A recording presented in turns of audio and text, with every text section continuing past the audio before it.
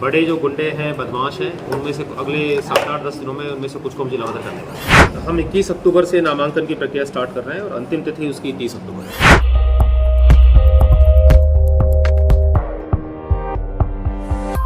छत्तीसगढ़ में विधानसभा चुनाव की बिगुल बजते ही आज दुर्ग जिले के कलेक्टर पुष्पेंद्र मीणा ने भी देर शाम एक पत्रकार वार्ता ली। उसमें उन्होंने बताया कि अधिसूचना 21 अक्टूबर को जारी होगी और 30 तारीख तक नामांकन की प्रक्रिया होगी। 31 तारीख को स्क्रूटनी होगी प्रत्याशियों की और 2 तारीख जो है वो नामांकन वापस लेने की अंतिम तिथि होगी। 17 तारीख को यहाँ पर मतदान होना है और 3 दिसंबर को मतगणना। दुर्ग जिले के अंतर्गत 8 विधानसभा क्षेत्र है, जिसमें दुर्ग जिले की 6 सीटें हैं और जिन 6 सीटों के अलावा पाटन दुर्ग, ग्रामीण दुर्ग, भिलाई नगर, वैशाली नगर के अलावा बेमेतरा और साजा का भी कि नामांकन की प्रक्रिया भी यहीं होनी है। पत्रकार वार्ता के दौरान कलेक्टर पुष्पेंद्र मीणा ने और क्या क्या जानकारियां दी, पूर्णिमा शुक्ला की एक रिपोर्ट देखते हैं न्यूज़ T20 के कैमरे से। हम 21 अक्टूबर से नामांकन की प्रक्रिया स्टार्ट कर रहे हैं और अंतिम तिथि उसकी 30 अक्टूबर है। सर, चुनाव के दौरान में ऐसा होता है कि राजनीतिक जो दल के जो नेता रहते हैं वो भी कभी कभी आचार संहिता का उल्लंघन कर बैठते हैं, तो ऐसे और भी जो लोग हैं उनके खिलाफ तो जैसे ही उसकी शिकायत मिलती है उसकी जांच करा के फिर नियम के हिसाब से सर, हम जेंडर वाइज बात करें तो दुर्ग जिले में ओवरऑल क्या स्थिति? दुर्ग जिले में बहुत ही अच्छी स्थिति आई है। 1010 का हमारा जेंडर रेशो है। प्रारंभिक प्रकाशन जब हमने अगस्त महीने में किया था तब 1003 का था। अभी अंतिम प्रकाशन में 4 अक्टूबर को 1010 का जेंडर रेशो नॉर्मल ही रहेगा। 55 थर्ड जेंडर हमारे मतदाता सूची में। कुल मतदाताओं की संख्या कुल मतदाता है 14,31,000।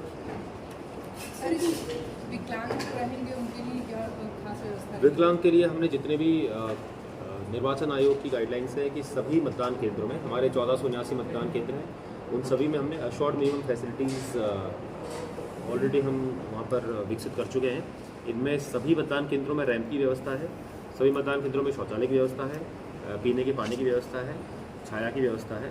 तो ये काम हम पहले से ही कर चुके हैं। और जो वृद्ध हैं उनके लिए, वृद्ध के लिए भी व्हील चेयर की व्यवस्था भी है और रैंप की व्यवस्था भी है।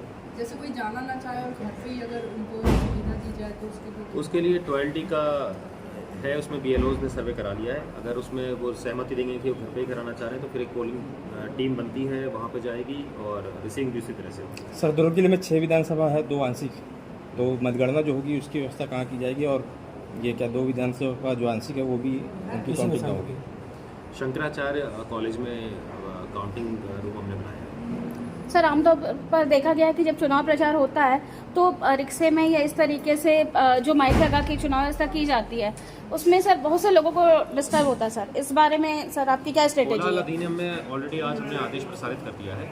इसमें डेसिबल लिमिट भी तय होती है कि इतनी डेसिबल लिमिट से ऊपर आप क्रॉस नहीं कर सकते हैं और टाइम भी इसमें फिक्स कर रखा है। अगर उसके बाद में अगर इस तरह की ध्वनि प्रसारक यंत्रों का अगर उपयोग कर रहे हैं तो इसके ऊपर हम लोग कार्रवाई करेंगे। हमारी जो टीम्स पूरे ज़िले में लगातार घूमती रहेंगी। 24 घंटे का ऑर्डर इसमें निकला हुआ है, तो पुलिस की टीम और प्रशासन की टीम इसमें निरंतर मॉनिटरिंग करती रहेगी।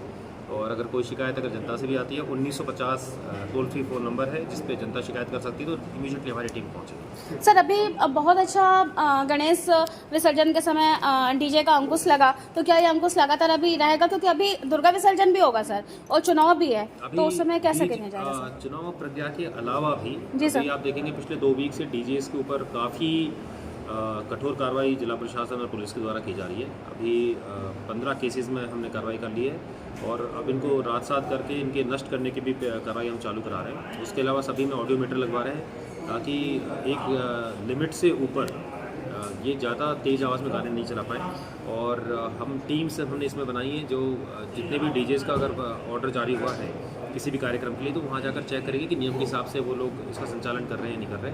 और इसमें बहुत ही कठोर अब इसमें रुख जिला प्रशासन अपना रहा है क्योंकि इसमें आम जनता को काफ़ी परेशानी हो रही है। सर, जो यंग वोटर थे उनकी क्या स्थिति है? यंग वोटर्स इस बार बहुत अच्छा रिस्पॉन्स हमें मिला है और इस बार हमने कॉलेजेस की भी सहायता ली थी, स्कूल्स की भी सहायता ली थी।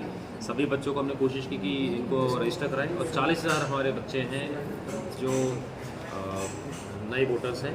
पहले प्रकाशन जो हमारा अगस्त के महीने में हुआ था और अंतिम प्रकाशन अक्टूबर में हुआ है उसमें 16,000 बच्चों की संख्या में बढ़ोतरी हुई। महिलाओं की संख्या मतलब किसके कंपैरिजन में? मतदाताओं महिलाओं की संख्या मतलब कौन से वर्ष के कंपैरिजन में? सर पिछले 5 साल पहले पिछले चुनाव में जी ये डेटा सर। मैं आपको देता हूं।